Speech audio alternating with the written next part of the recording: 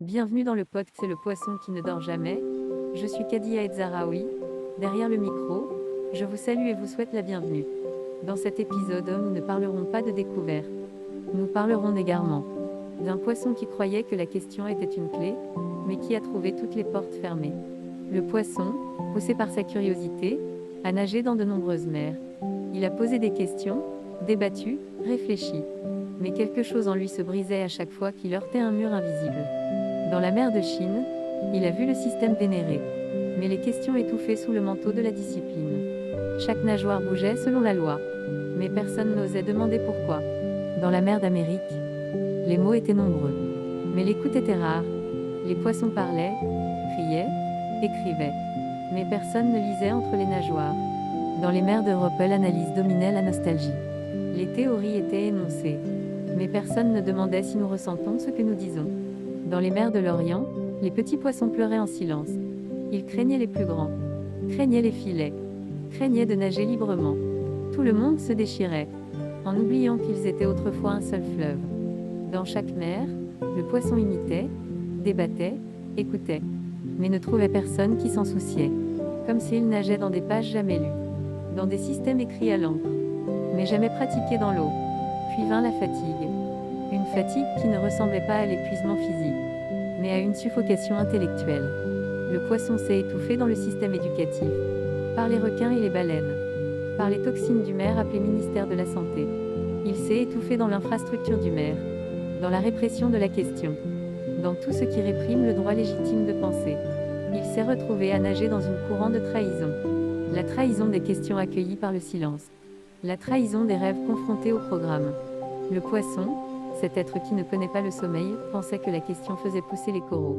Mais il a découvert que certaines mers assèchent tout ce qui fleurit. Dans la mer de l'éducation, le poisson a demandé pourquoi nous n'enseignons pas comment se tromper. Le programme a répondu que l'erreur ne s'enseigne pas, elle se punit. Il a vu les poissons répéter les réponses. Nager en cercle fermé. Reproduire les mêmes gestes et les mêmes mots. Mais personne n'osait demander si cela leur ressemblait. Au ministère de la Santé, le poisson est entré à la recherche d'un soulagement, mais a trouvé que le corps était mesuré par le budget, et que la douleur était classée selon le calendrier. Il a dit qu'il souffrait. On lui a répondu, avez-vous un rendez-vous? Il a vu les poissons vendus en boîte, injectés, examinés, oubliés, comme si le corps n'était plus une maison pour l'âme, mais un produit à vendre et à consommer. Dans l'infrastructure du mer, il a vu des routes construites, mais qui ne menaient nulle part, des ponts étendus, mais qui ne reliaient pas les cœurs. Tout était édifié, mais personne ne demandait pour qui nous construisons, et pourquoi. Dans chaque mer, le poisson était interrogé sur son identité, mais jamais sur son rêve. Il était mesuré par ses nageoires, mais personne ne lui demandait ce qu'il portait dans son cœur. Puis vint la répression de la question. Quiconque posait une question était accusé. Quiconque doutait était puni. Quiconque disait « je ne comprends pas » était exclu. Le poisson a demandé si la question était devenue un crime. Si le rêve était devenu une infraction. Si penser était devenu illégal.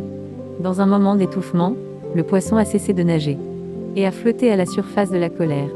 Il ne cherchait plus de réponse, mais son droit de poser des questions.